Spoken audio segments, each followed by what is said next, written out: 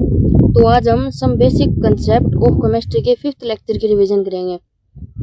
इसमें सबसे पहले हमने देखा नंबर ऑफ मोल्स निकालने का तरीका।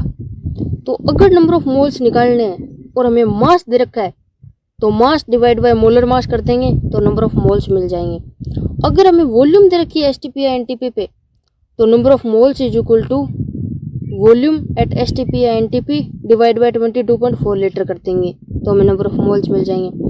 और अगर हमें नंबर ऑफ मोलिक्यूल्स दे रखे हैं फिर हमें नंबर ऑफ मोल्स बताने हैं तो number of moles is equal to number of molecule given divide by Avogadro number कर देंगे तो हमें नंबर ऑफ मोल्स मिल जाएंगे। यानी नंबर ऑफ मोल्स के 3 फॉर्मूले हो गए। नंबर ऑफ मोल्स या n is equal to mass by molar mass is equal to molecules by Avogadro number is equal to volume at STP या NTP of gas divide by 22.4 litre. STP या NTP मतलब standard temperature या pressure या normal temperature या pressure का मतलब है जहाँ टेम्परेचर 273 केल्विन हो और प्रेशर 1 atm हो तो 1 मोल गैस की वॉल्यूम होती है 22.4 लीटर। और नई एनसीईआरटी के हिसाब से अगर टेम्परेचर 273 केल्विन है और प्रेशर 1 बार दे दिया जाए तो 1 मोल गैस की वॉल्यूम होगी 22.7 लीटर।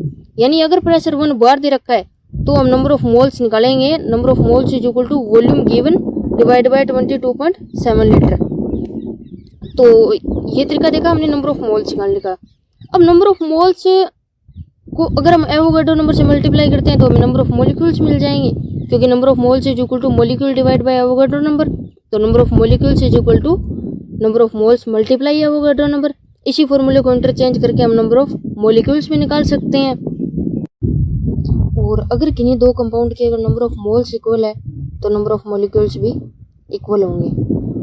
और अगर हमें मतलब नंबर ऑफ प्रोटॉन या नंबर ऑफ इलेक्ट्रॉन या नंबर ऑफ न्यूट्रॉन पूछ लिया जाए किसी कंपाउंड में तो नंबर ऑफ मॉलिक्यूल्स होता है उसको मल्टीप्लाई कर देंगे number of proton in 1 molecule या number of neutron in 1 molecule या number of electron in 1 molecule. यानी एक मॉलिक्यूल में जितना इलेक्ट्रॉन प्रोटॉन या न्यूट्रॉन है उसको मल्टीप्लाई कर देंगे टोटल नंबर ऑफ मॉलिक्यूल से तो हमें टोटल प्रोटॉन न्यूट्रॉन या इलेक्ट्रॉन मिल जाएंगे।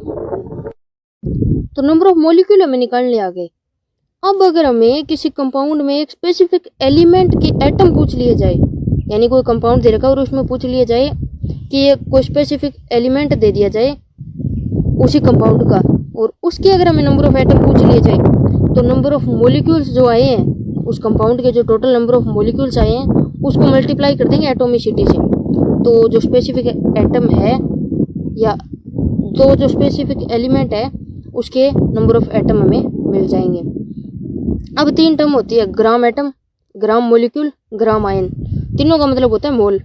अगर ग्राम एटम पूछ रखा है तो मतलब हमें मोल पूछ रखे हैं। ग्राम मॉलिक्यूल पूछ रखा है तो मतलब मोल पूछ रखे हैं। ग्राम आयन पूछ रखा है तो भी मतलब हमें मोल ही बताने हैं।